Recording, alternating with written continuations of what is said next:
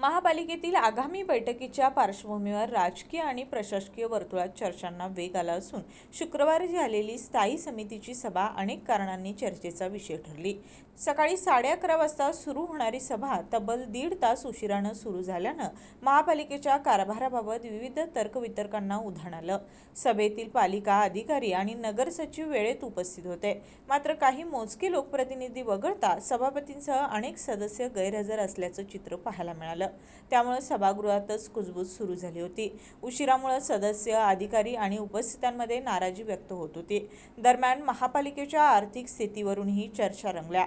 विकास कामांसाठी निधीचा अभाव, प्रलंबित विषय, विविध विभागातील मतभेद आणि आगामी बैठकीत होणाऱ्या निर्णयाबाबत राजकीय समीकरणं यावरून अनेक चर्चा सुरू होत्या। काही सदस्यांमध्ये विषयांवरून मतभेद असल्याचीही चर्चा महापालिका परिसरात रंगली। सभेला उशीर झाल्यानं प्रशासन आणि लोकप्रतिनिधींमधील समन्वयाचा अभाव पुन्हा एकदा समोर आल्याची प्रतिक्रिया नागरिकांमधून व्यक्त होत आहे। आगामी महासभेपूर्वी स्थायी समितीच्या बैठकीत दिसून आलेला हा गोंधळ आता पुढील राजकीय घडामोडींसाठी महत्त्वाचा मानला जात आहे।